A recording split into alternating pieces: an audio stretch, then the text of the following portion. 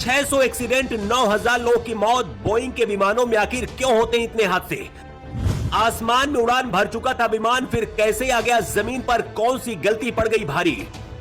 अगर एक गलती ना होती तो सबकी जिंदगी बच जाती।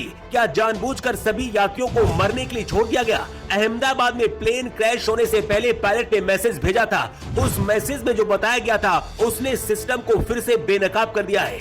जब इस विमान की सुरक्षा को लेकर पहली कई बार चिंताएं जताई जा चुकी हैं और दुनिया भर में इसे उड़ानों से 3 महीने के लिए रोक भी दिया गया था, तो फिर इसे भारत की बड़ी फ्लाइटों में उड़ान भरने के लिए क्यों इस्तेमाल किया जा रहा था? क्या सिर्फ कुछ लोगों के फायदे के लिए इतने लोगों की जिंदगी को दांव पर लगा दिया गया?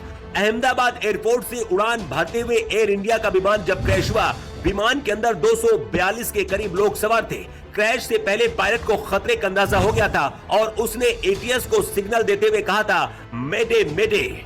किसी भी फ्लाइट में मेडे कॉल एक इमरजेंसी मैसेज होता है जो पायलट उस वक्त देता है जब विमान किसी गंभीर संकट में हो या फिर यात्रियों या फिर क्रू की जान खतरे में होती है।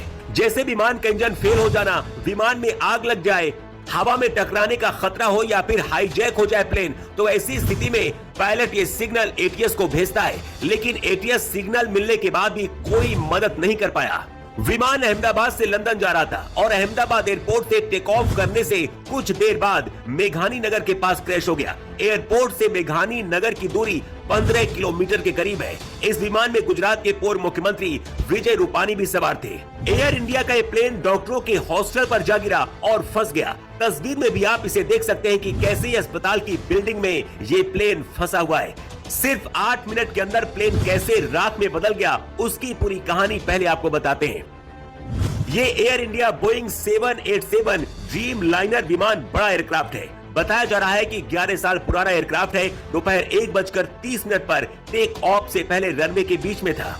सैटेलाइट इमेज देखने के बाद पता चलता है कि 1:38 पर यह प्लेन रनवे के आखिरी हिस्से पर था। प्लेन टेक ऑफ कर चुका था। प्लेन एयरपोर्ट से करीब 400 फीट ऊपर तक उड़ा। करीब 8 मिनट तक प्लेन का सिग्नल एक्टिव रहा।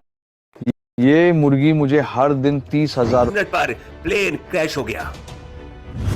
एयर इंडिया का जो विमान क्रैश हुआ है 2020 से 2022 के बीच बोइंग 787-8 की मैन्युफैक्चरिंग क्वालिटी पर सवाल उठ चुके हैं। विमान की चौड़ी बॉडी को कई हिस्सों में बनाकर जोड़ा जाता है। इस दौरान रिपोर्ट्स में खुलासा हुआ कि कुछ विमानों में बॉडी के जोड़ ढीले हैं, उनके पैनल्स के बीच गैप रह गए थे और कार्बन फाइबर हिस्से ठीक से फिट नहीं हुए थे। इसके बाद FAA को भी कई बार दखल देना पड़ा और बोइंग को अस्थायी रूप से डिलीवरी रोकनी पड़ी थी। अप्रैल 2024 में बोइंग के एक वरिष्ठ इंजीनियर ने न्यूयॉर्क टाइम्स को दिए गए अपने एक इंटरव्यू में दावा किया था कि ड्रीम लाइनर की बॉडी के कई हिस्से हवा में टूट सकते हैं क्योंकि उन्हें जोड़ने की प्रक्रिया में बदलाव किया गया है। उन्होंने ये भी बताया था कि बॉडी के टुकड़े ठीक से फिट नहीं होते हैं, जिससे स्ट्रक्चरल वीकनेस पैदा हो जाती है। हालांकि बोइंग ने पहले इस दावे को तो स्वीकार कर लिया था, लेकिन बाद में इसे खारिज कर दिया था और विमान को पूरी तरह से सुरक्षित बता दिया था। ड्रीम लाइनर 787-8 में पारंपरिक हाइड्रोजन सिस्टम की बजाय इलेक्ट्रिक मोटर्स का अधिक उपयोग किया गया है, जिससे इलेक्ट्रिकल फेल्योर, सॉफ्टवेयर गड़बड़ियां, विंडशील्ड में दरार, इंजन फेल्योर और फ्यूल लीक जैसी घटनाएं सामने आई हैं। 2024 में जापान की ANA एयरलाइंस की एक फ्लाइट में हाइड्रोजन ऑयल लीक हुआ था, जिससे विमान को रनवे पर रोकना पड़ा था।